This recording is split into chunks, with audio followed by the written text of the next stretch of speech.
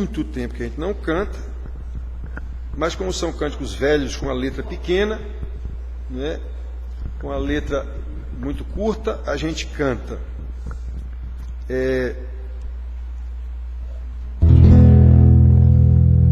Esse primeiro é com base lá no Salmo de Asaf, Salmo 73, em que o salmista Asaf estava reclamando da situação. Ele, chefe do louvor, um dos levitas, chefes do louvor no templo, desde o tabernáculo também, e Israel numa situação ruim, e os ímpios tudo rico, bonito, poderoso, e ele diz: Senhor, os ímpios tudo nédios, nédio quer dizer gordo, rosado, bonito, está lá nédios, e nós aqui, como é que pode? Aí ele diz que quando entrou no templo, ele estava indo para o templo para dirigir o louvor. Quando ele entrou no templo, então eu caí em mim, e ainda bem que eu sequer comentei com ninguém o que eu estava pensando, porque a quem tenho eu no céu senão a ti? Esse é o versículo que está lá. E na terra não há quem eu deseje além de ti. Minha alma desfalece, mas Deus é a força do meu coração e a minha herança para sempre. Aqui, se não Val não canta. A quem tenho eu no céu senão a ti? E na terra não há quem eu deseje além de ti. Minha alma desfalece, mas Deus é a força do meu coração e a minha herança para sempre. Minha alma desfalece, mas Deus é a força do meu coração e a minha herança para sempre.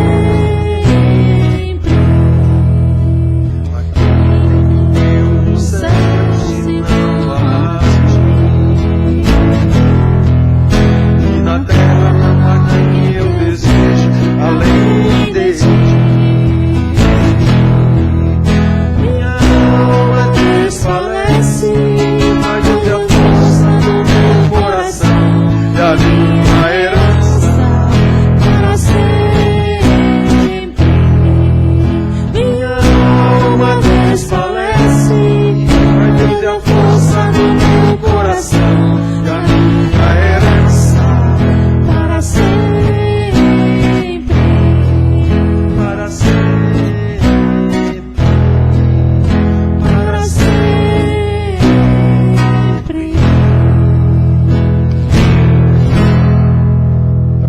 Linda, irmãos, o cara numa situação difícil que Israel estava, os ímpios todos se dando bem. Não é assim no mundo também? O mundo que jaz no maligno, as pessoas que estão no mundo e são do mundo, a possibilidade deles crescer é muito maior. Eles estão no ambiente deles, com as ferramentas deles. Nós não. Temos o freio do Espírito Santo para não ser sonegador de impostos, para não ser explorador de empregados, para não ser sovina com as coisas, para não ser usurário, querendo mais o tempo todo, para não corromper autoridades, porque no Brasil, se não fizer isso, não é rico. Mas não tem nem chance. Não tem nem chance. O empresário brasileiro que trabalhe honestamente não tem chance dele enricar. Ele no máximo consegue pagar as contas dele e olha. No Brasil, para ele enricar, ele tem que sonegar impostos, ele tem que explorar empregados, ele tem que subornar autoridades. Não tem conversa. Não tem conversa. Qualquer um no Brasil é assim. Até profissional liberal. Ele vai deixar de pagar imposto também se ele quiser crescer de alguma forma. Não tem conversa. Aí a gente que é crente, que Deus vai nos dar para viver, tendo o que comer, o que vestir, onde morar.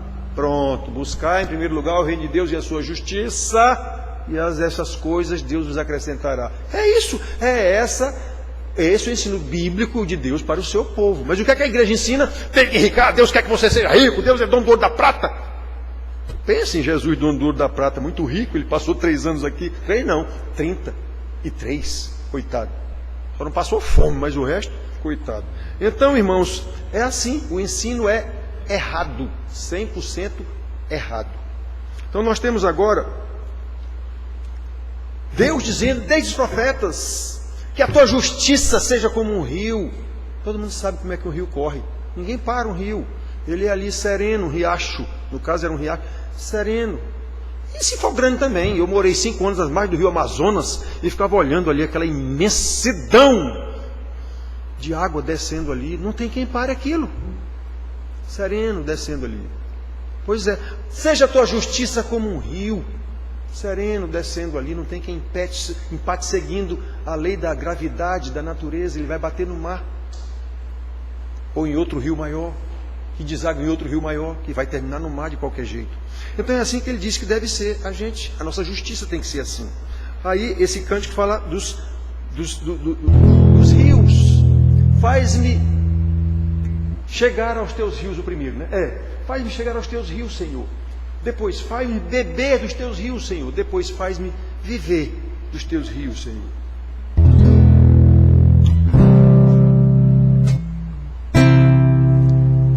Faz-me chegar aos teus rios, Senhor. Faz-me chegar aos teus rios.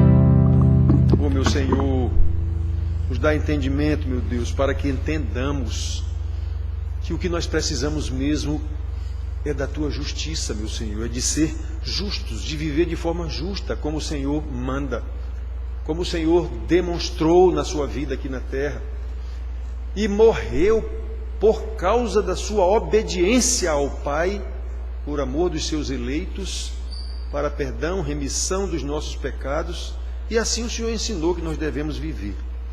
Nos ajuda, Senhor, que nós realmente possamos buscar em primeiro lugar o Teu reino e não o reino dos homens. A Tua justiça e não a justiça furada dos homens, como temos visto durante nossa vida toda em nosso país. Nos ajuda, Senhor Deus, nos ajuda. No nosso país tão bonito, um país tão bom que o Senhor nos deu. Nos ajuda, Senhor, a ser luz nesse país que jaz nas mais absolutas trevas da corrupção. Nos ajuda, Senhor, em nome de Jesus, porque o que está em questão é o louvor da Tua glória. Amém. Irmãos, vamos abrir nossas Bíblias em Hebreus capítulo 10.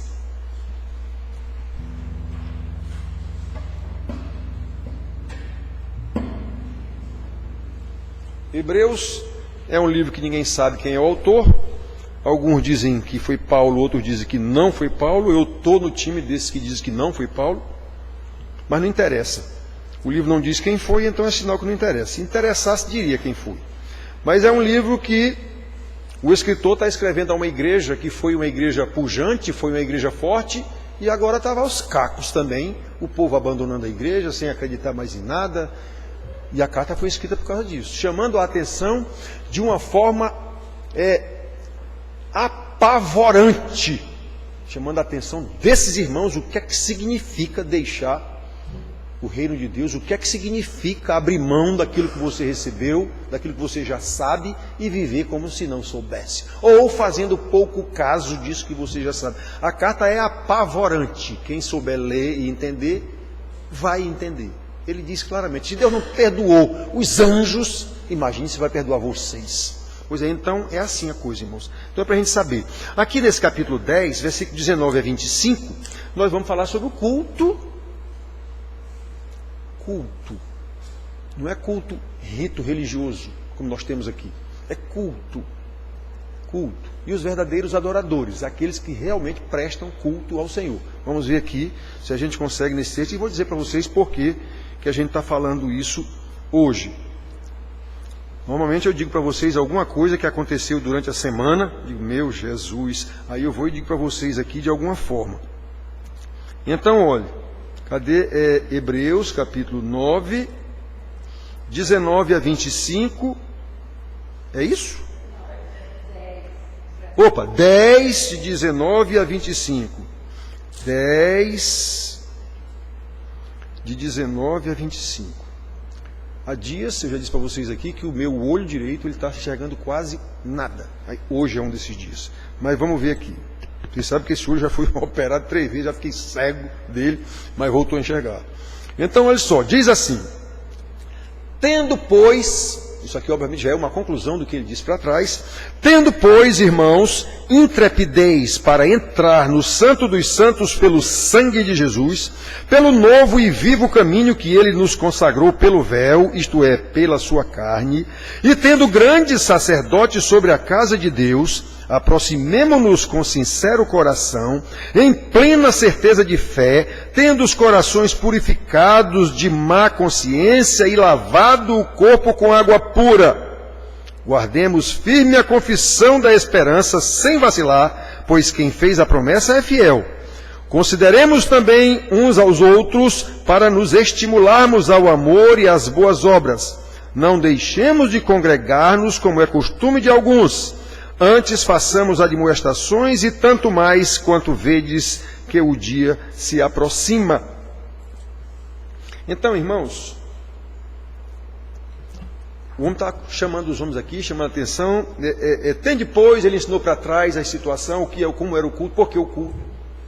Ele faz inclusive remissão e comparação da lei cerimonial levítica, que era apenas um símbolo, uma simbologia do que seria o Senhor Jesus. Aquela lei levítica, tudo que tinha ali, sacrifícios, templo, véu, tudo aquilo era simbologia de Cristo.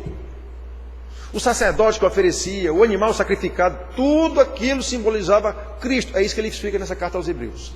E vocês sabem disso.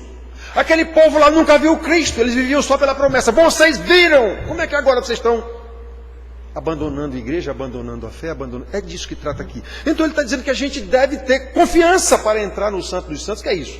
O nosso culto ao Senhor. Não é necessariamente entrar em templo ou o que for. Nós somos seres religiosos, irmãos.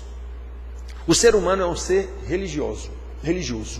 Ele queira ou não, diga que é ou que não interessa, ele é um ser religioso. Assim como é um ser político. Eu não gosto de política, você gosta ou não gosta, meu amigo, você é um ser político, você não convive com os outros, isso é política. Conviver com os outros é política. Simplesmente conviver com os outros. Não precisa você ser político, deputado, prefeito. Não, você faz política na sua vida natural. Então nós somos seres políticos, somos seres religiosos. Você vai adorar alguém de qualquer forma, nem que esse alguém seja você mesmo. Seu Deus é você mesmo. O egoísta é um ególatra, né? Ele idolatra a ele mesmo, né? E todos nós somos egoístas em alguma medida, vocês sabem disso. Então todo homem é um religioso. E como adoradores que somos, estamos sempre adotando alguma forma de culto, ainda que a gente nem saiba disso. Estamos adotando alguma forma de culto, conscientes ou não. Vocês sabem que eu sou estudioso nessa área, ciência das religiões. É isso que vemos nas chamadas igrejas.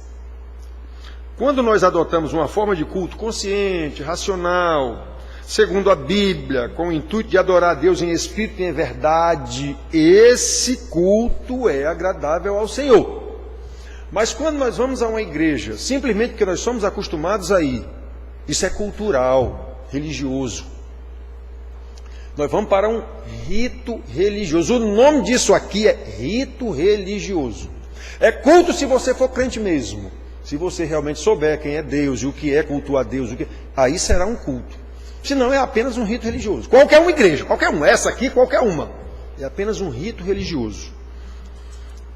A maioria dos frequentadores de qualquer igreja, inclusive esta aqui, é apenas um rito religioso. Certo? Por isso que a gente não dá a menor importância para esse rito religioso. Não dá menor, isso é comprovado na vida de todo mundo aqui quase, que não dá a menor importância para isso. Né? Nem porque é acostumado a vir, é cultural. Pronto, todo mundo sabe disso aqui. Eu sei que isso ofende eu dizer, mas essa é a verdade. Certo? Então, irmãos, esse culto, que é apenas um rito religioso, que busca apenas atender às nossas necessidades culturais, religiosas. Famoso slogan católico: um domingo sem missa, uma semana sem Deus. É a mesma coisa do crente, tal crente. Se ele não for para a igreja de domingo, está faltando alguma coisa. Por quê? Cultural, apenas cultural. Certo? Então, irmão, nós precisamos saber disso, que esse tipo de culto é abominação a Deus. O que é abominação? Aquilo que desagrada a Deus, aquilo que Deus amaldiçoa. É, na verdade, um insulto a Deus. Eu já falei para vocês uma vez aqui, eu não sei se no domingo passado eu falei, mas no domingo da Páscoa, um irmão querido me mandou um vídeo. Falei para alguém, não sei se eu falei aqui do púlpito, mas falei para alguém. Um irmão muito querido me mandou um vídeo de um culto de uma igreja de brasileiro nos Estados Unidos, igreja Assembleia de Deus. Eu acho que era a Madureira.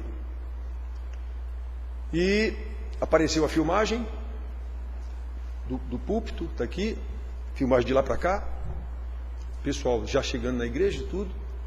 Aí uma voz do dirigente lá, não tinha ninguém ainda no púlpito. Aí uma voz do dirigente lá dizendo: irmãos, por favor, queiram tomar seus lugares, vamos sentar, só a voz. Vamos sentar, tomem seus lugares, evitem transitar por dentro do templo. Se possível, ponham seus celulares no silencioso. Ele apenas disse se possível, nem mandou. Se possível, ponham seu celular no silencioso. Acomode-se todo que estaremos começando dentro em breve. Pasmem. Tenham todos um bom espetáculo. Quase que eu caio para trás. Ali eu desliguei, não vou mais nem ver para frente. E era um vídeo grande. Tenham todos um bom espetáculo. Nós temos aqui no nosso país uma igreja grande, todo mundo conhece, que o nome do culto é o Show da Fé. Todo mundo conhece R.R. Soares. Show da Fé. Show é espetáculo em inglês, né? Show da Fé, quer dizer, o culto do homem é um espetáculo da fé. Aquela palhaçada de quando está curado, levante a mão, ficou curado, ande para cá, ande para lá. Então eu digo, meu Deus, isso é culto, isso não é culto coisa nenhuma. Tenham todos um bom espetáculo. Isso não é culto coisa nenhuma. Quer ser um espetáculo? Vá para o teatro, vá para o cinema, vá para onde quer que seja. Então, irmão, nós vamos ver que isso é um insulto a Deus. Esse tipo de culto, rito religioso, isso é um insulto a Deus. Deus diz a Isaías, diz através de Isaías, diz através de Amós, vários profetas: eu não quero esse culto de vocês, eu não ouço as orações de vocês, eu não quero o sacrifício de vocês. Deus diz isso. Isaías, logo no primeiro capítulo, ele diz isso de forma violenta.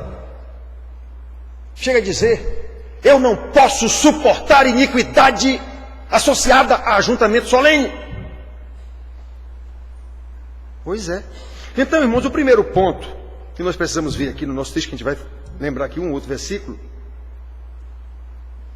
como deve ser o culto dos verdadeiros adoradores. Neste versículo aqui nós vimos. Podemos aprender como deve ser a nossa adoração corporativa. O culto é um culto meu, o culto seu é um culto seu, um culto seu. E juntos nós fazemos um culto corporativo. Então, se eu não for um culto, se a minha vida não for um culto, aqui dentro é que não vai ser. Por que aqui dentro vai ser um culto, se a minha vida não é um culto? Então, isso é a maior tolice do mundo, uma prova de que nem convertido é uma pessoa cuja vida não é um culto a Deus, imaginar que quando ele está na casa de Deus, que não existe essa história de casa de Deus sou eu também. Eu sou a habitação do Espírito Santo. Casa de Deus foi lá no tempo de Israel, isso acabou. Casa de Deus sou eu. Estão lembrados? Jesus deixou isso muito claro. Tanto que destruiu o templo, destruiu tudo, não existe mais templo, coisa nenhuma. Ele deixou muito claro para a mulher samaritana, João 4. Senhor, o meu povo diz que adorar certo é no morro, no monte. O teu povo diz que é no templo. O templo ainda existia. O templo ainda existia, estava lá ainda. Onde é o certo? Jesus diz, minha senhora. Não foi com essas palavras, mas é isso que ele disse. O problema não é geográfico, minha senhora. Não é no templo ou no monte. Deus é espírito e está à procura de verdadeiros adoradores que o adorem em espírito e em verdade. É isso que Deus quer. Ele quer pessoas convertidas e não frequentadores de templo. Paulo diz muito claramente em vários lugares, nós somos a habitação do Espírito Santo. Então, se eu não sou um crente, se a minha vida não é uma vida de crente, por que eu imagino que aqui dentro da igreja vai ser? Isso já é uma prova de que eu não sou crente mesmo, não. Se eu imagino que aqui dentro eu estou vindo para um culto. Que culto o quê?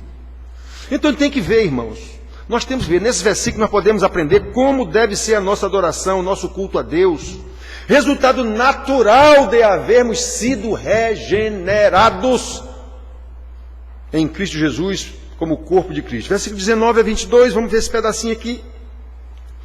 Tendo, pois, irmãos, intrepidez para entrar no santo dos santos pelo sangue de Jesus, pelo novo e vivo caminho que ele nos consagrou pelo véu, isto é, pela sua carne. Quando ele diz que nós devemos ter intrepidez para entrar no santo dos santos, ele não está se referindo aqui ao templo, não.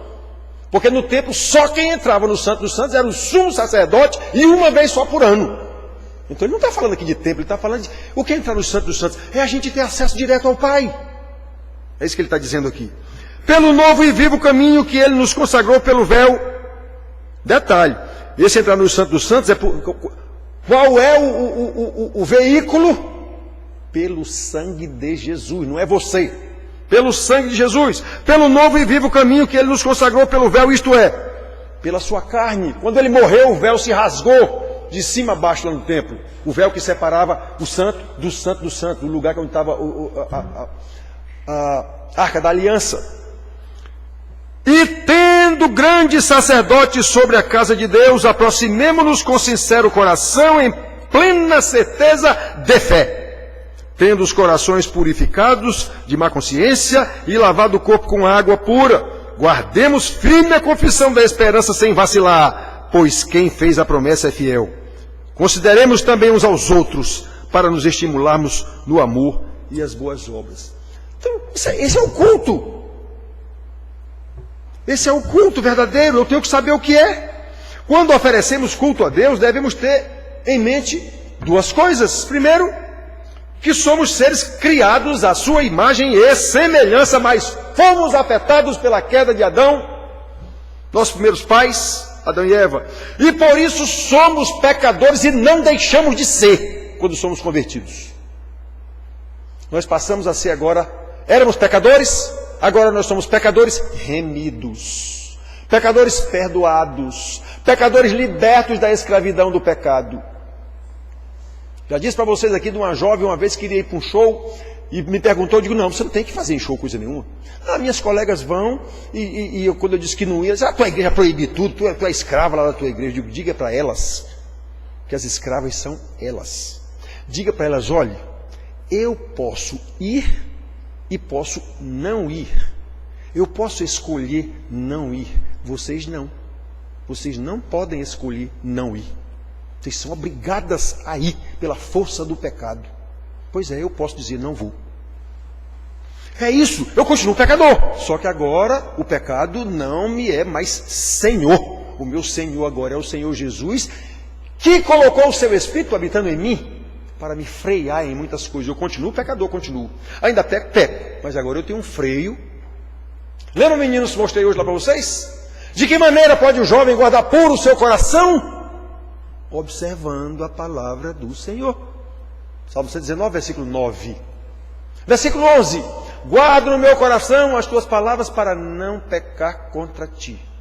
Então, quando eu estou com vontade de fazer alguma coisa, mas a palavra de Deus me diz que isso é pecado, então eu não faço.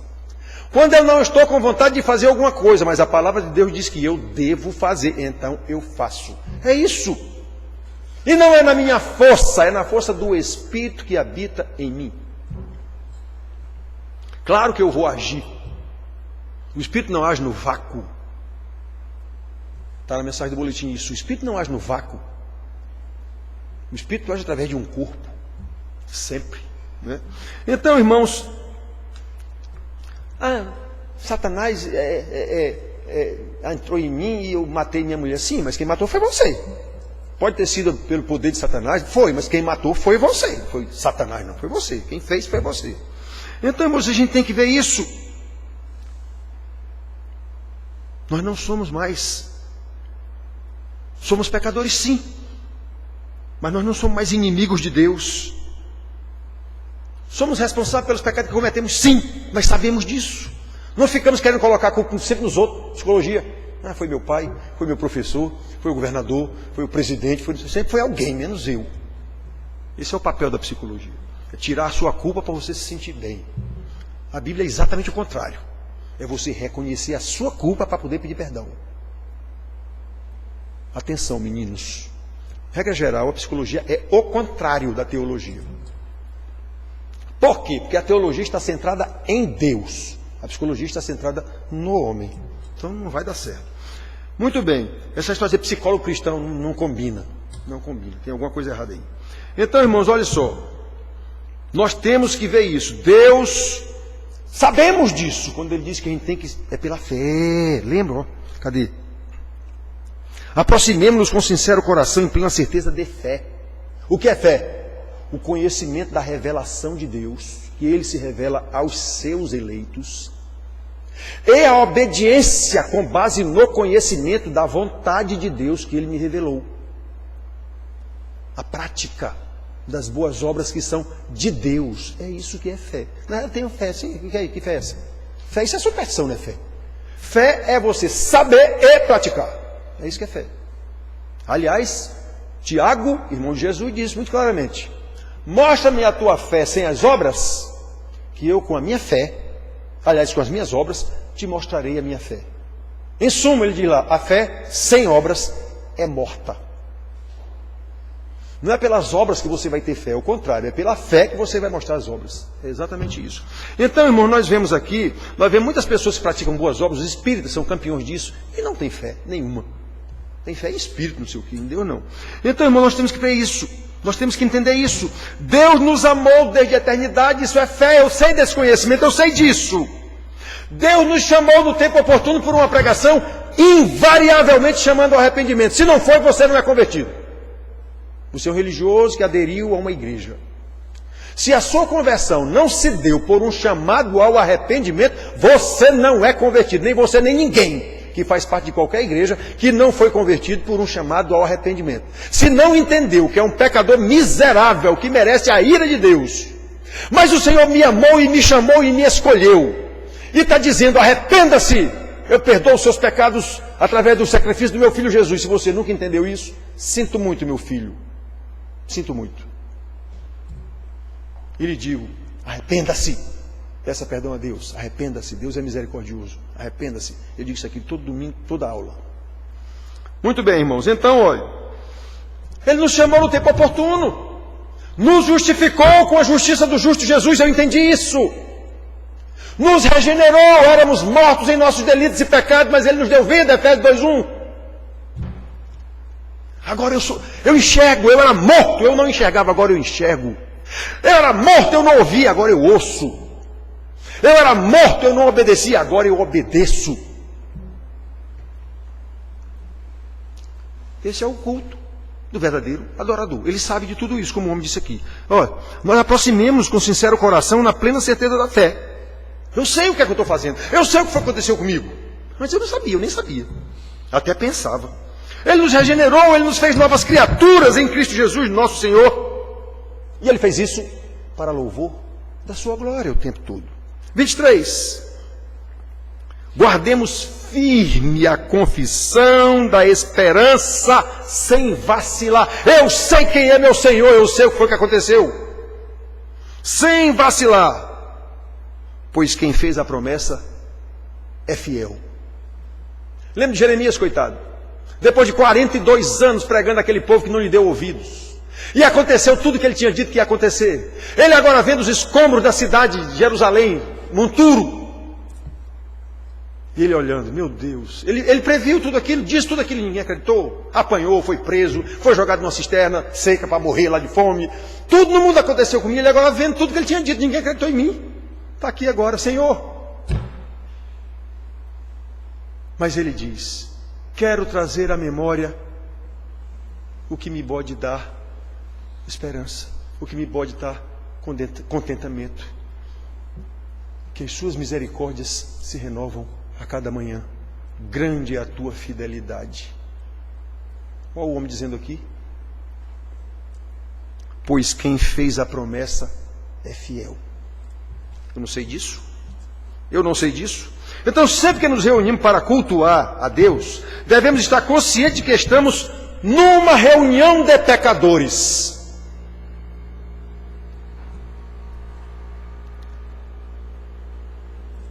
Irmãos, eu já disse para vocês, eu digo todo domingo, quase. A gente chega atrasado, é um culto.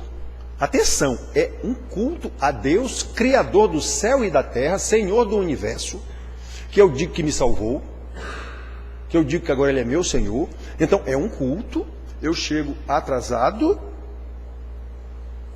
e como aconteceu hoje de novo, eu chego atrasado e fico ali do lado de fora conversando. O culto já começou, eu chego atrasado e ainda fico ali conversando. Ou seja, não estou nem aí se eu vou entrar, se não vou entrar, se está na hora, se não está na hora. Isso é um culto ao Deus Criador do céu e da terra. Percebe, irmãos, eu tenho que dizer isso, é para impactar, para vocês verem que o negócio não é como a gente imagina que é. Culto, rito religioso, é por isso que eu chego a hora que eu quero e ainda fico conversando ali na porta e entro a hora que eu quiser também. Se não quiser eu nem entro, fico lá conversando com Margarete. E eu vim para um culto. Que culto? Que Deus é esse? Que salvação é essa? O culto dos verdadeiros adoradores é um culto consciente, como nós vimos aqui, consciente. Aproximemo-nos com sincero coração, com certeza de fé, porque quem prometeu é fiel. Eu sei o que é que eu vim fazer aqui. Eu sei, não, eu venho porque eu venho, rapaz, eu venho porque eu sou religioso, eu aprendi isso da minha família. Ou então eu me converti num encontro de casais com Cristo. Não tem convertido em encontro de casais com Cristo, nenhum. Ninguém se converte em festa. Não existe conversão em festa. Pode até haver no encontro de casais alguém que se reconciliou com Deus. O encontro de casais fez o camarada pensar direito e se reconciliar, que ele já era um crente, estava só afastado, se for o caso, isso aí é possível. Mas se converter numa festa, isso é impossível. Muito bem, irmãos. Conversão é morte e ressurreição ao mesmo tempo. Conversão é um parto, digamos assim. E um parto doloroso. Quem se converteu sente o que foi que aconteceu com o meu Senhor Jesus por minha culpa. Sente a terribilidade do pecado que habita em mim e que me dominou todo esse tempo até agora. Continua me dominando. Da agora em diante Ele não vai mais me dominar. Eu vou saber agora quem é esse Senhor que morreu por mim. Eu vou saber agora o que é que Ele quer que eu faça. Por isso que outra frase que eu digo para vocês aqui, que é terrível, eu sei disso. Quem não sente necessidade de crescer no conhecimento do Senhor, não é convertido. Necessidade, não é curiosidade não. É necessidade. A Bíblia mesmo se chama de leite espiritual. Ela mesmo se chama de alimento para o nosso espírito. Todo ser que vive tem que se alimentar. Nenhum ser vivo vive sem se alimentar. Tem que se alimentar. Então como é que eu nasci do Espírito e não me alimento da palavra? Eu acho que vindo para um culto de domingo está resolvido o problema. Não está. Não está. Isso é abominação a Deus. Eu estou ensinando aqui os profetas, coisa terrível. Que coisa terrível. 400 anos, e eu comecei a ensinar desde o primeiro profeta, não na forma que está na Bíblia, na ordem que está na Bíblia, na ordem que Deus os chamou para profetizar. Nós temos vendo aqui, o primeiro, 800 anos antes de Cristo, então nós já estamos chegando em 500 e alguma coisa. Quer dizer, já estamos vamos começar já Zacarias, os 3 últimos profetas, já no pós-exílio. Ou seja, 400 anos repetindo a mesma ladainha: arrependei-vos, vocês estão em pecado, vocês se esqueceram de ensinar seus filhos, olha o que foi que vocês viraram. Não adiantou nada. Deus destruiu o povo e deixou o seu restinho. Sempre foi assim. Na história de Israel isso aconteceu inúmeras vezes. No tempo dos juízes aconteceu 7 vezes. Só no tempo dos juízes aconteceu 7 vezes. No tempo dos reis, reinos do norte, 20. Nenhum prestou, Deus acabou com tudo. Reino do sul, 8. Dos 19 ou 20, dependendo de quem se considera que Atalia foi ou não foi rainha. 19 ou 20, 8 foram bons, como se diz, mas esses bons não foram assim tão bons, não, porque no meio da Davi não foi essa bondade toda. Salomão era um presepeiro que levou Israel à falência por causa das suas festas, mas era um homem sábio. Um cabra que casa 1000 vezes é sábio onde, meu amigo? Como que um cabra que casa 1000 vezes é sábio? Não, então a gente tem que entender essas coisas que a Bíblia ensina, não é? Mas está lá, dos 8, e como eu estou dizendo, vai olhar esses 8 aí, o que foi que eles fizeram? Pois é, 8. Todos os outros levaram Israel à desgraça, inclusive Salomão. Salomão foi o culpado da divisão do reino, foi o culpado de Deus acabar com as 10 tribos do norte. Foi Salomão, e Deus disse isso a ele: por sua causa eu vou dividir Israel. Está escrito lá em Reis. Ele dividiu em Roboão. Não farei agora por amor ao meu servo Davi, não é nem por sua causa. Não divido agora por amor ao meu servo Davi. No seu filho eu dividi. Foi só Roboão assumido, Salomão morreu. Roboão assumiu, Deus dividiu o reino. 10 tribos para o norte, 2 tribos para o sul. Acabou com as 10 tribos do norte. Quem foi o culpado? Salomão. Deus mesmo disse. Então, irmãos, olha só. Sempre que nos reunimos para cultuar a Deus, devemos estar, repito, conscientes de que estamos numa reunião de pecadores, que mesmo regenerados precisam constantemente da graça de Deus. E eu tenho que buscar essa graça.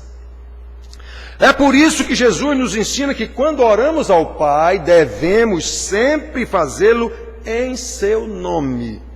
Por quê? Porque em Cristo nós fomos feitos novas criaturas. Em Cristo nós fomos adotados como filhos. Foi em Cristo. Somente pelos méritos de Jesus. Nós não temos mérito nenhum nessa história. Nós fomos declarados justificados para poder chegar à presença do Pai. É isso como diz aqui, que agora nós podemos chegar no Santo dos Santos. Guardemos firme a confissão da esperança, sem vacilar, pois quem fez a promessa é fiel.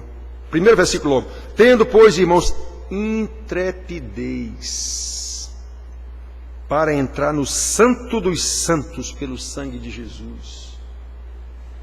Então, meus filhos, prestem atenção. Longe de nós sermos arrogantes, como vemos muitos ditos crentes dando ordem para Deus. Eu quero isso, eu exijo aquilo. Imaginando-se merecedores das bênçãos escolhidas por eles mesmos. Porque tal atitude evidencia a mais absoluta ignorância sobre a nossa condição de pecadores e sobre a pessoa do nosso Deus soberano. Nós confundimos quem é que é soberano nessa história aí. Quem vive por causa de quem? Quer dizer, a forma como as igrejas ministram seus cultos, qualquer uma, é como se Deus existisse por nossa causa e não nós existíssemos por causa da sua glória. Senhor soberano, Criador dos céus e da terra e de tudo que neles há, como podemos ver no versículo 19 que eu li agorinha, a intrepidez e a coragem que devemos ter, não se trata de, como é que se diz? Atrevimento, não, intrepidez e coragem, por causa de Cristo. é pelo sangue de Cristo, é pela justiça de Cristo. Vemos no versículo 20. Pelo novo e vivo caminho que Ele nos consagrou pelo véu, isto é, pela sua carne, é pelo seu sangue, é pela sua morte. Esse negócio de sangue e carne está falando da morte de Cristo. Ele morreu, foi a sua morte que nos salvou. Foi a sua morte justa, essa justiça foi transferida para nós. E os nossos pecados, a nossa imundícia, a nossa maldição da lei em cima de nós, por causa do nosso pecado, transferida para Ele. Por isso que Ele foi crucificado. Maldito é todo aquele que for pendurado no madeiro. Está escrito isso. Então Jesus morreu no nosso lugar. Aí como é que eu não sei disso, mas sei disso de forma cultural? Todo mundo sabe disso. Quem é que não sabe? Jesus, filho de Maria, morreu na cruz. Quem é que não sabe disso? Complicado, meus queridos. Nós temos que saber dessas coisas. Aprove a Deus que o justo Jesus morresse em lugar dos injustos pecadores, como podemos ver no versículo 21. E tendo grande sacerdote sobre a casa de Deus, foi Ele. Sacerdote é aquele que oferece sacrifícios. E o livro de Hebreus aqui diz, naquele tempo os sacrifícios eram animais. O sumo sacerdote naquele tempo era mortal, era um camarada, quer dizer, era um camarada pecador também. Agora não. Hebreus diz isso. O sumo sacerdote é Jesus, o Filho de Deus. O sacrifício lá era bode, carneiro. Agora não. Agora o Cordeiro de Deus foi Ele mesmo. Então nós não sabemos disso. Mas sabemos no espírito, no coração, ou só na intelectualidade.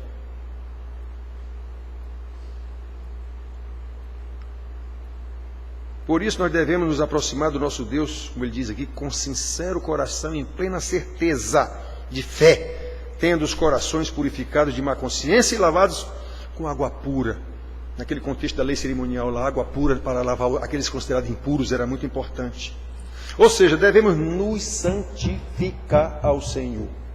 Os puritanos, na época dos puritanos, século 18,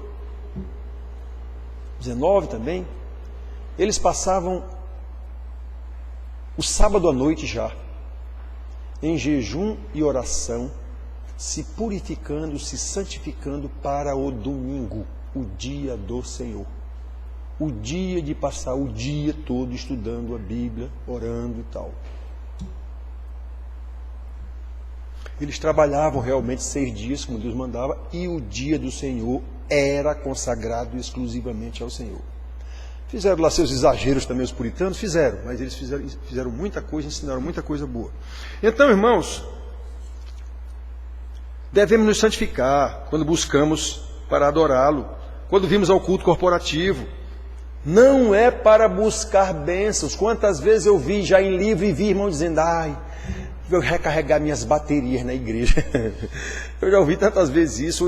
A pregação foi hoje uma maravilha, saiu daqui com as baterias recarregadas. Essa pessoa não é crente, não sabe o que é que significa ser crente, não sabe o que é um culto, não sabe o que é uma pregação. Detalhe, o pastor que pregou também não. É um falso pastor, um falso pregador, e ele pregou exatamente para isso, para a pessoa sair dali com as baterias carregadas. O que é que a Bíblia diz sobre esse pastor? Ele não será condenado porque está pregando e ensinando errado, não. Diz que ele já prega e ensina errado porque ele é um condenado que foi colocado por Deus para isso desde a eternidade. É isso que a Bíblia diz. Muito bem, irmãos, então, olha só. Nós precisamos saber disso. Quando nos reunimos para cultuar, para adorar o Senhor, deveremos oferecer um culto racional, como Paulo diz lá em Romanos 12:1. O nosso culto deve ser um sacrifício vivo, ou seja, eu vou me suicidar? Não, eu vou estar falando do sacrifício lá da lei, não tem mais isso, agora o sacrifício é você. Você vai sacrificar a sua vontade como o Senhor Jesus. Pouco antes de ir para a cruz, diz, Pai, afasta de mim esse cálice, eu não quero ir não. Contudo, faça-se a tua vontade e não a minha. Jesus deixou claro que a vontade dele como homem naquele momento era não enfrentar a ira do Pai. Era não receber aquela ira do Pai toda sobre ele. Os pecados do mundo todo. Mas, contudo, faça-se a tua vontade. É isso que quer dizer também. Quem quiser vir após mim, negue-se a si mesmo, tome a sua cruz e siga-me. É isso que quer dizer. Quem é que gosta de fazer a vontade dos outros? Para fazer a vontade dos outros, você está abrindo mão da sua vontade. Não é fácil. Quem é que gosta de obedecer? Só que aqui, irmãos, quando nós vimos a um culto, o que é que eu venho fazer no culto? Receber bênção? Receber graça? Carregar minhas baterias? Mas peraí, eu não vim, não foi oferecer um culto?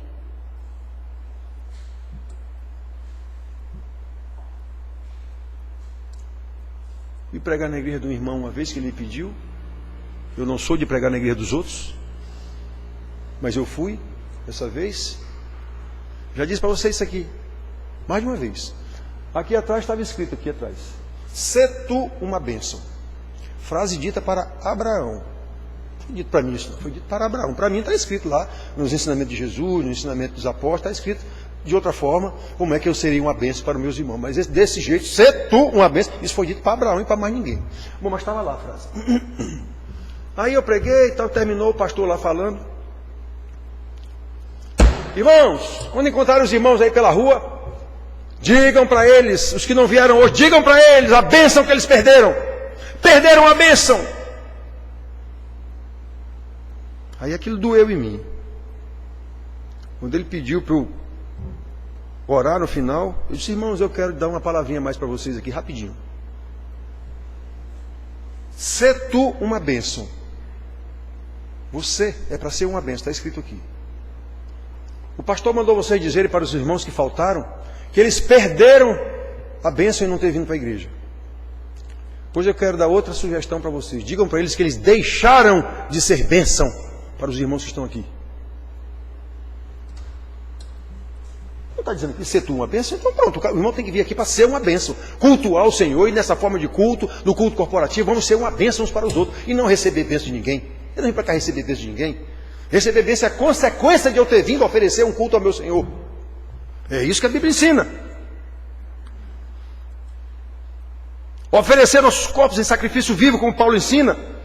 Como consequência, saímos aqui abençoados, sem dúvida nenhuma, com paz de espírito, consolados, confortados pela palavra, cheios da graça de Deus. Primeiro, adoração a Deus. Falei ainda agora na hora do cântico: buscai em primeiro lugar o reino de Deus e a sua justiça. As demais coisas vos serão acrescentadas. Está cheio de problema na sua casa. Primeiro, foi você o criador do problema. Está com começo de conversa. Foi você que deu origem ao problema, normalmente. Aí vem aqui para Deus resolver o meu problema. Que conversa é essa? Venha adorar a Deus, mano. Venha buscar a Deus. Venha ver onde foi que você errou. Venha pedir perdão a Deus e pedir perdão a quem você ofendeu de alguma forma. Ou vá fazer o que você não está fazendo na sua casa e creia que Deus vai abençoá-lo. E não venha aqui pedir para Deus abençoar a minha casa. A esculhambação, o termo é esse, maior do mundo, porque eu provoco isso. Não faço o que é para eu fazer. Aí vem aqui orar para Deus consertar a minha casa. Como? Deus é justo. Deus é justo. Se você não vive como Deus mandou que você vivesse, não organiza sua casa, sua família como Deus mandou, Ele vai fazer a sua casa ser uma confusão maior do mundo. É Ele que vai fazer, Ele não é justo. Como é que você não faz o que Deus mandou e vai dar certo lá? Não tem como. Não tem como. É Ele quem faz dar errado. Aí Ele usa Satanás, demônio, vizinho, sogra, o que for. Ele vai usar para fazer dar errado na sua casa. Doença, um monte de coisa. É Ele mesmo que faz. Ele usa Satanás, demônio, usa quem Ele quiser. Todo mundo é servo de Deus, inclusive Satanás e seus demônios. São servos de Deus. Então é assim que acontece, irmãos. Ah, então eu vou ser bem direitinho para Deus me ajudar. Não. Eu vou ser bem direitinho porque Deus me salvou e me ensinou como é que eu devo andar de acordo com a vontade dEle. Aí Ele vai me abençoar. Ou não, ainda tem mais essa. Eu não tenho que cobrar nada de Deus. Eu tenho que fazer o que Deus mandou. Normalmente vai dar certo. Porque Ele é fiel, como Ele está dizendo. Porque Ele é fiel.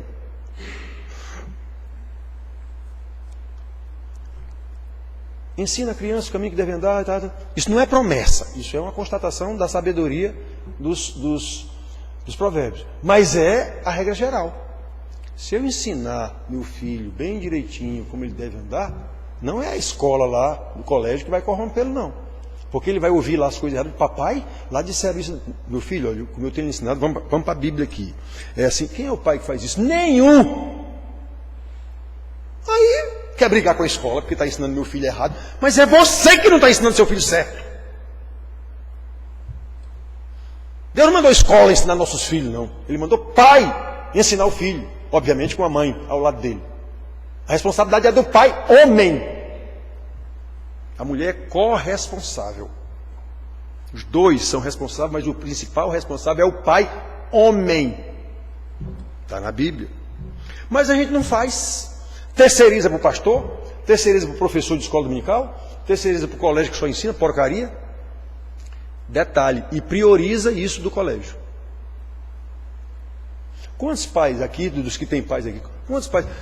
Cadê o menino na escola dominical? Não veio porque ele teve uma aula não sei de que hoje lá. Então priorizou a aula não sei de que. O ensino espiritual foi para o beleléu.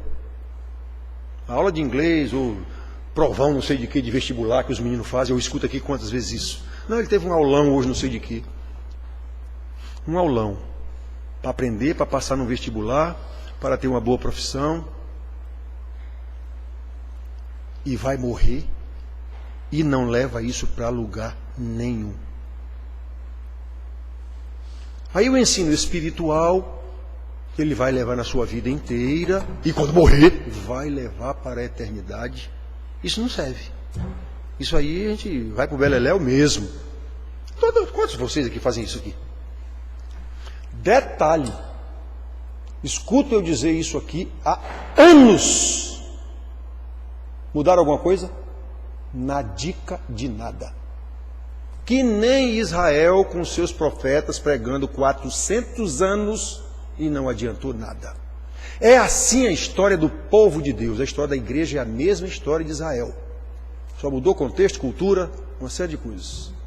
A nova aliança com Jesus, a aliança prometida lá no Velho Testamento, todo de pão, chegou em Jesus, agora é a nova aliança, mas é a mesma história. Mudou o contexto, tecnologia, sociedade, sociologia, psicologia e tudo quanto é gia, e se esqueceram da teologia. Muito bem, irmãos. Prestem atenção no que eu estou dizendo. Mateus 6,33, buscai em primeiro lugar o reino de Deus e a sua justiça. Aí essas demais coisas vos serão acrescentadas. Eu já disse quantas vezes aqui. Nosso filho tem a semana inteira para estudar.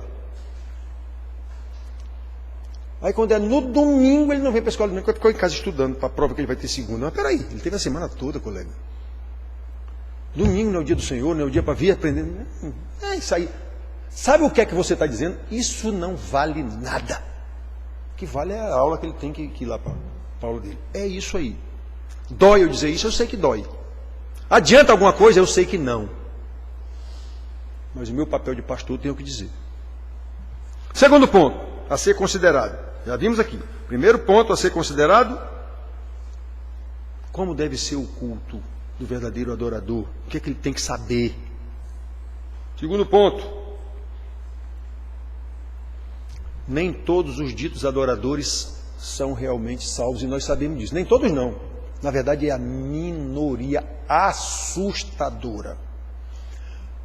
Irmãos queridos, a maioria das igrejas ditas evangélicas, a maioria delas, a possibilidade de não ter nenhum convertido ali dentro é muito grande. Inclusive o pastor. É muito grande.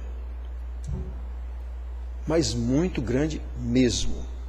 Lembra dos reis de Israel? Os 20 reis do norte, nenhum prestou. Rei, o pastor do povo, nenhum prestou. Lembra do reino do sul? Exatamente a tribo em que viria Jesus, a tribo de Judá. Só 8 foram mais ou menos.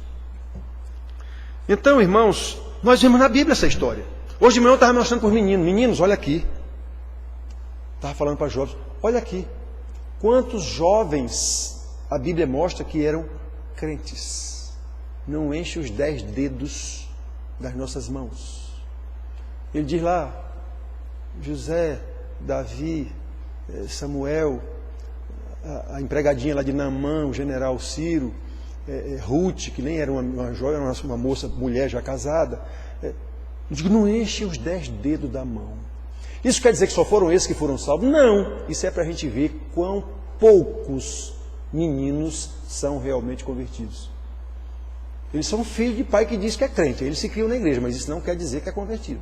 Na maioria dos casos, não são. Mas grande maioria mesmo. Até porque não são ensinados pelos pais, que também dizem que são crentes.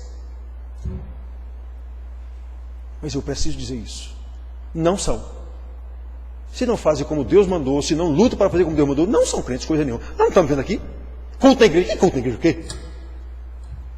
Que culto na igreja o quê? Então nós precisamos saber disso, meus filhos. Nós precisamos saber disso. Quantos casos nós temos na Bíblia? Nem todos os ditos crentes são crentes coisa nenhuma, porque não são regenerados coisa nenhuma. Não foram vivificados, mas vós estáveis mortos em vossos delitos e pecados, e Deus vos deu vida. Mostra a sua vida. Cadê a sua vida? Vim para a igreja de domingo, é isso que é a vida de crente?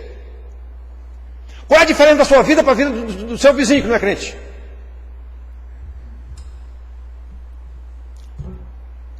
O que foi que mudou na sua vida, nesses anos que eu sou pastor aqui, 16 anos, quem está aqui 16 anos? O que foi que mudou na sua vida nesses 16 anos que eu estou ensinando aqui?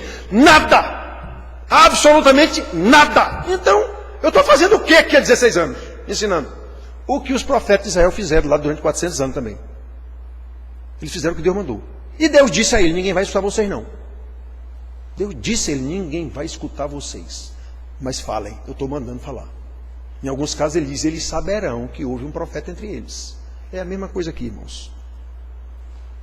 Eu digo por mim lá dentro, vocês vão lembrar na sua vida inteira daqui para frente, vocês vão lembrar do que eu ensinei para vocês aqui, quando acontecer algumas coisas, bem que o pastor Juarez dizia, vocês vão lembrar.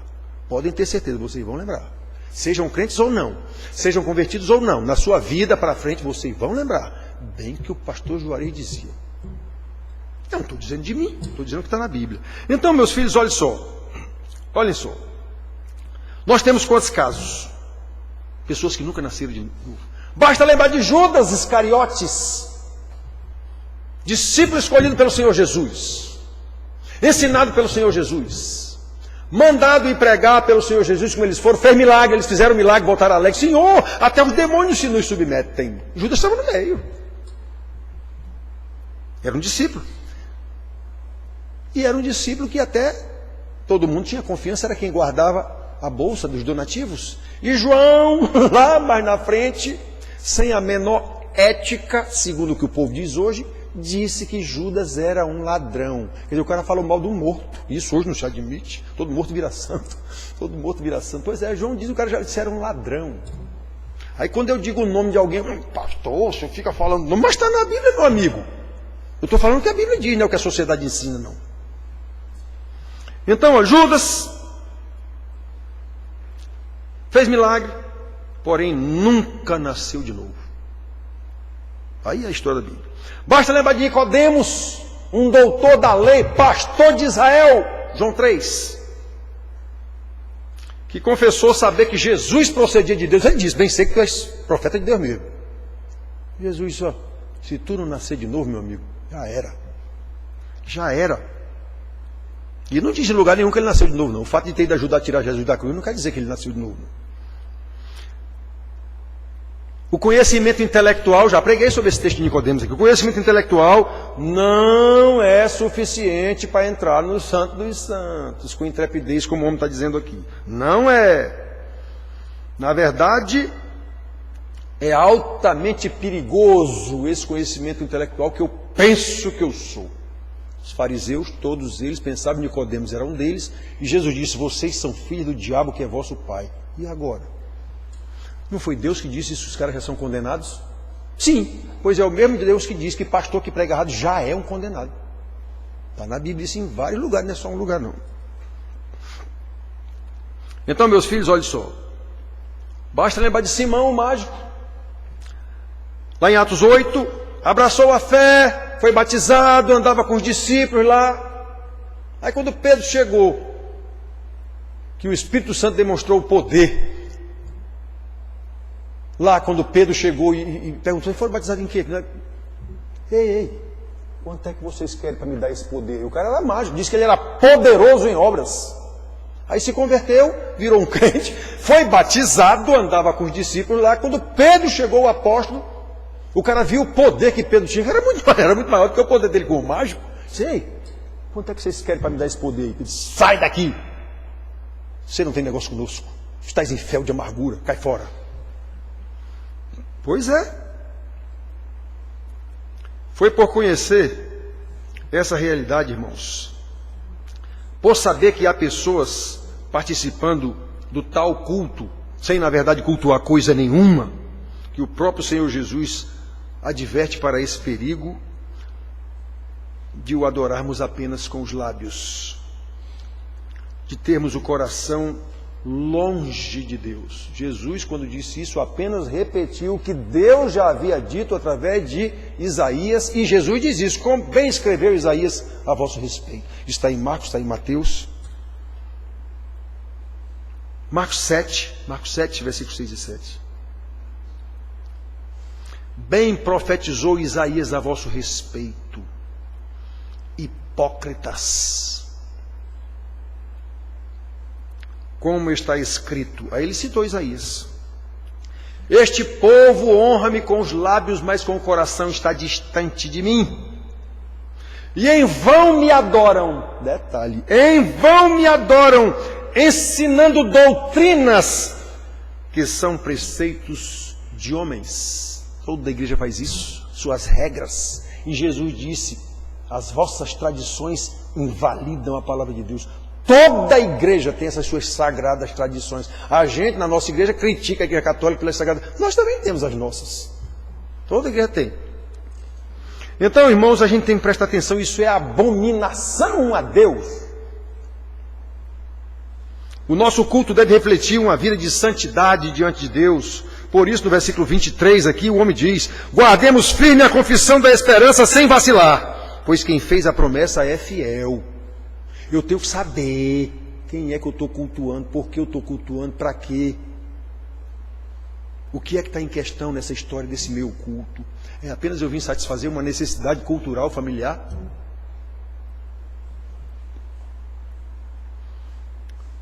O escritor aos Hebreus exorta esses irmãos por causa disso, irmãos. Quando nós conhecemos, meus queridos, quando nós conhecemos o nosso Deus, nós o adoramos em espírito e em verdade, porque é pelo Espírito que nós fazemos isso. E confiamos nele sem vacilar, porque sabemos que ele é fiel para cumprir as suas promessas.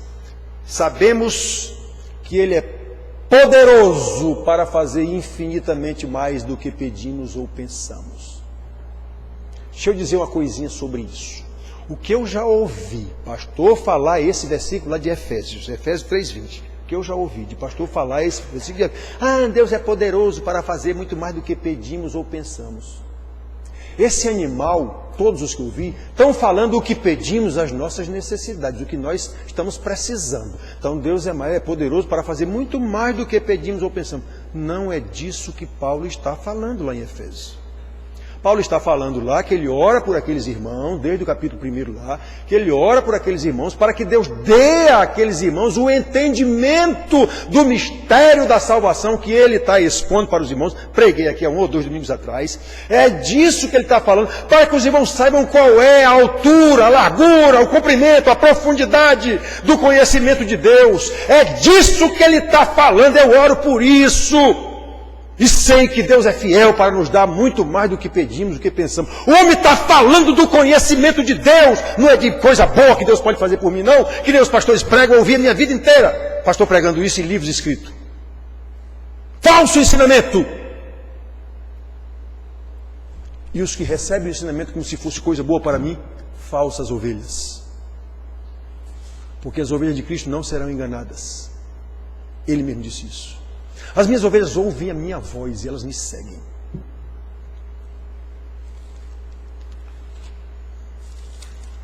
Meus filhos, o negócio é muito mais sério do que nós imaginamos. Como o homem mesmo diz aqui, é muito mais profundo do que pedimos ou pensamos. Está aqui em Efésios. Ele está desvendando esses mistérios para os irmãos aqui, ele está dizendo tudo isso para os irmãos aqui, como é. Aí ele vai e diz isso.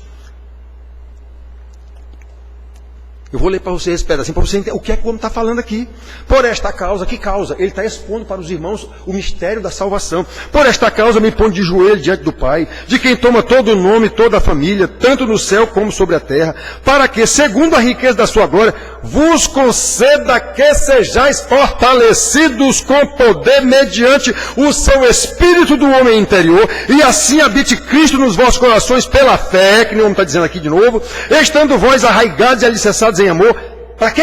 A fim de que possais compreender como todos os santos qual é a largura, o comprimento e a altura e a profundidade, e conhecer o amor de Deus que excede todo o entendimento, para que sejais tomados de toda a plenitude de Deus. Ora, aquele que é poderoso para fazer infinitamente mais do que pedimos. Ele não está dizendo que ele está orando para Deus dar isso a esses irmãos? Pois é, ele é poderoso para fazer infinitamente mais do que pedimos e pensamos, segundo o seu querer. O homem está falando aqui em poder de Deus, em conhecimento de Deus, em poder, conhecimento da salvação. Ele não está falando em coisa boa para Deus fazer para ninguém, não. E eu ouvi isso a minha vida inteira, pastor falso, ensinando isso. A Bíblia trata de criação, queda, redenção, condenação, salvação, céu, inferno, Jesus, demônio. É disso que a Bíblia fala. Só. O resto é só enchimento para a gente entender. Então, meus filhos, prestem atenção. Em terceiro lugar, já vimos aqui. Em segundo lugar, o que é que nós precisamos? Nem todos são crentes coisa nenhuma, nem todos entendem. O pastor prega aqui errado e você engole. Terceiro lugar, precisamos lembrar que os verdadeiros adoradores são membros do corpo de Cristo. Não são membros de igreja, tal igreja qual, não. São membros do corpo de Cristo. Quantas vezes vocês já me ouviram brigar com isso? Isso aqui é uma família? Família de quê? Que família que isso aqui é? Versículo 24 e 25. Consideremos-nos também uns aos outros para nos estimularmos ao amor e às boas obras. Eu pergunto, irmão, e sei a resposta. Quem aqui está preocupado com isso? Estimular uns aos outros ao amor e às boas obras. Se não ensina nem em casa para os filhos.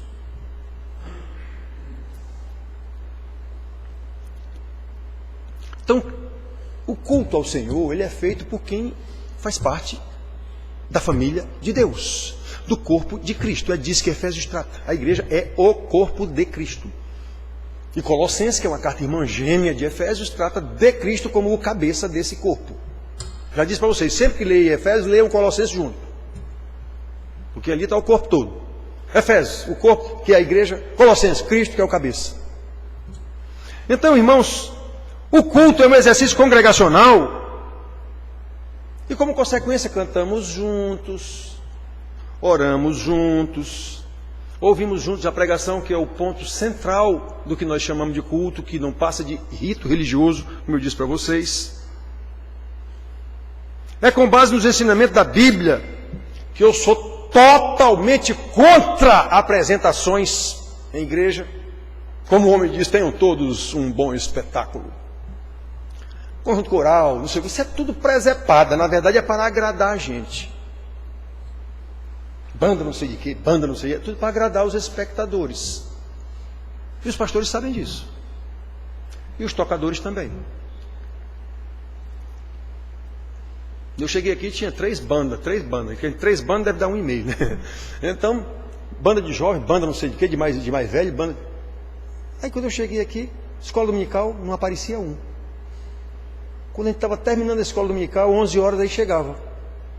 Um atrás do outro, coçando os olhos, tirando as remelas ainda, uma palheta na mão. Por que você não vem para a escola dominical?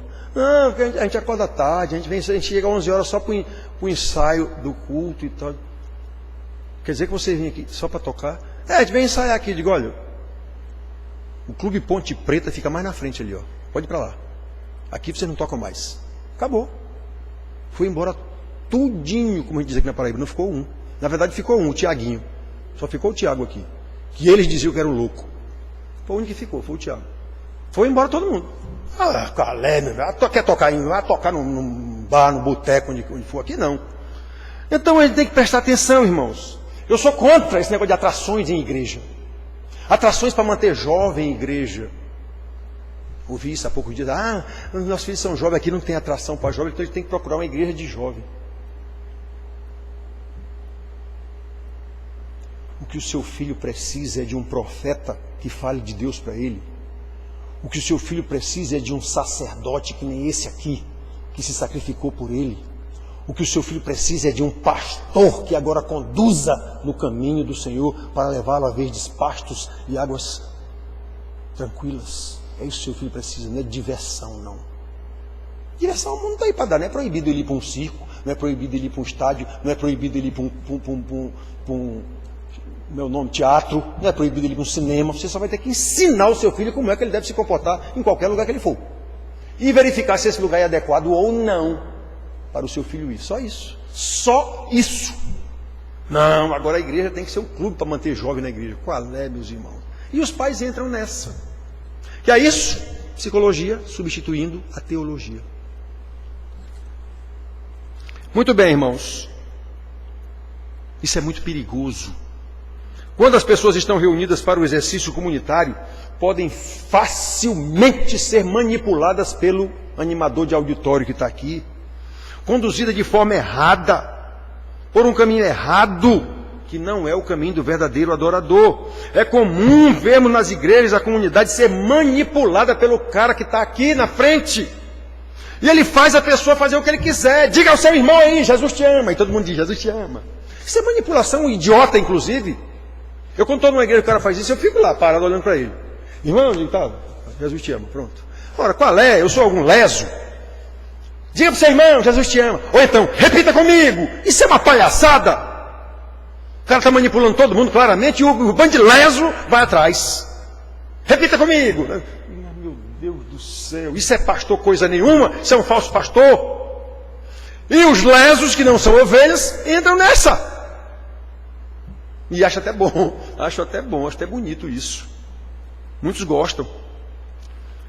Ah, irmãos, o culto solene é um evento comunitário, porque o ensino bíblico é de que a igreja deve se reunir para adorar o Senhor, para interceder pelo povo de Deus, interceder pelas autoridades, não é reunião de oração coisa nenhuma, não é quando a gente está aqui reunido orando, ouvindo a palavra de Deus, interceder pelos irmãos, interceder pelas autoridades, interceder pelos os irmãos doentes da igreja, os velhinhos da nossa igreja, eu sempre repito aqui, temos irmãos muito velhinhos na nossa igreja, irmã Wanda já com quase 100 anos, Valda, já apagando a luzinha.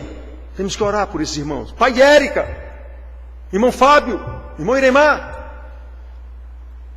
Pessoas velhinhas. Muito velhinhas. Então, hoje morreu uma tia de Paulo, já com quase 100 anos também. Eu acho que foi até por isso que ele nem veio. De manhã ele disse que não vinha porque ia lá para o velório e tal. Então, irmãos, a gente tem que prestar atenção para isso, meus filhos.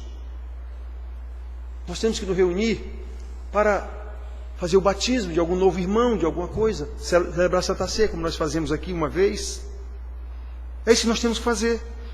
Por isso não há justificativa para a atitude de alguns irmãos, como estava acontecendo nessa igreja aqui, tanto como diz, não deixemos de nos congregar, como é costume de alguns, versículo que nós lemos aqui, o 25. Não há justificativa para irmãos que passam a assistir cultos em casa, com o velho jargão da Igreja Católica, a Santa Missa no seu lar. Então, lá eu faço o culto que eu quero, com o pregador que eu escolho, tal hora tem um culto na igreja, não sei onde, eu gosto desse pastor, tá, vou assistir. O cara tem uma pregação linda, bonita, porque ele é um artista, ele é um manipulador, ele sabe disso, e diz muita coisa bonita, fala da Bíblia, uma beleza, só que está cheio de veneno no que ele está dizendo também, e a pessoa aqui não percebe isso. A pessoa que não tem comunhão nenhum, com irmão nenhum da igreja. O pastor que ele diz que é pastor dele é um cara que não sabe nem que ele existe. Mas o meu pastor é fulano de tal na televisão. Esse pastor nem sabe que você existe. Vá pedir um aconselhamento a ele. Então, irmãos, a gente precisa prestar atenção a isso. Esse culto pela televisão. Ou então aqueles que vivem passeando de igreja em igreja. Vem nessa igreja aqui, aí escuta que a palavra do pastor não é lá, nada agradável, vai para outra igreja por lá. Aí chega lá, aqui tem uma banda que é boa, vou ficar aqui mais uns 2 ou 3 cultos. Aí abusa da banda, vai para uma outra por lá, que o pastor, ele mesmo já é um espetáculo, é um Gugu Liberato. Silvio Santos, sei lá quem aqui em cima. Pronto, aqui eu fico. E assim ele fica, de igreja em igreja, não tem compromisso nenhum com ninguém, não é participante da comunidade nenhuma, não participa da família de nada. Cadê aquele negócio, exortemos uns aos outros, edifiquemos uns aos outros, cadê? Tem Bíblia que está errada. Consideremos também uns aos outros, para nos estimularmos ao amor e à boa obra. Essa pessoa que vive passeando de igreja em igreja ou fica na frente de uma televisão lá na casa dele, ele está considerando o quê uns aos outros aqui? Arranque isso aqui da sua Bíblia.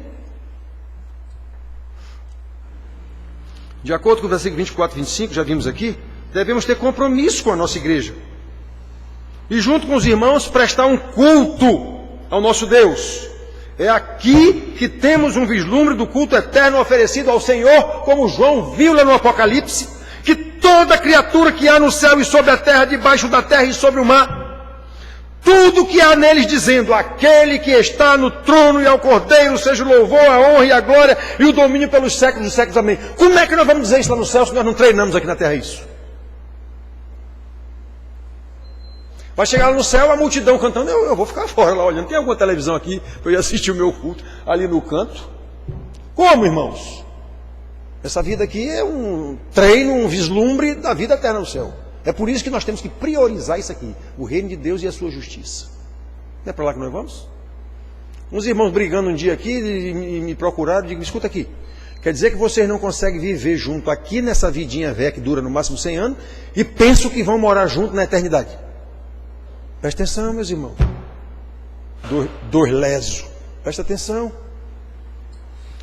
Então, irmãos, a gente tem que ver isso. Essa é a mensagem de Deus para a sua igreja. Precisamos estar conscientes, em primeiro lugar, de que somos pecadores remidos, que buscam a face do Senhor para adorá-lo, porque para isso é que nós fomos salvos. Em segundo lugar, precisamos estar conscientes de que nem todos os que dizem Senhor, Senhor, que vem para a igreja, nem todos são salvos coisa nenhuma.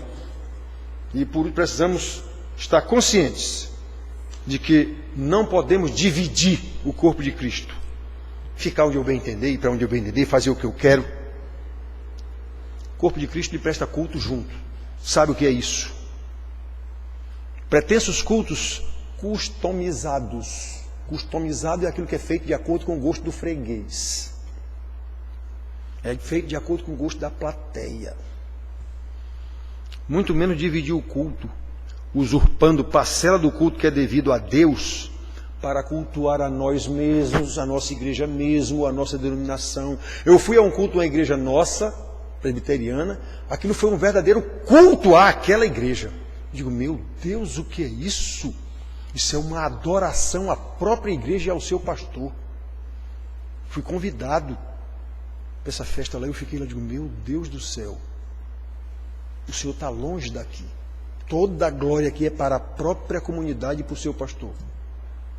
Pois é, nós vemos isso, uma glória exacerbada à denominação presbiteriana, uma glória exacerbada à denominação batista, uma glória exacerbada à denominação Assembleia de Deus, não sei o que. Peraí, tem coisa errada aí. Estamos cultuando a nós mesmos, estamos cultuando as nossas denominações. Isso se vê em cada denominação religiosa. Então, irmãos, precisamos ouvir a palavra de Deus, porque foi para adorá-lo em espírito e em verdade que Ele nos criou e nos recriou, gerou e regenerou. É para isso que nós nos reunimos no que nós chamamos de culto, que eu digo para vocês que é rito religioso. Se formos crentes, será um culto, na forma que nós vimos aqui agora nessa pregação. É para isso que nós estamos aqui. Para aprender mais de Deus. Para quê? A fim de que, como verdadeiros adoradores, prestem um culto devido a Deus, exatamente porque nós estamos tratando é do louvor da glória de Deus. Deus nos abençoe. Amém.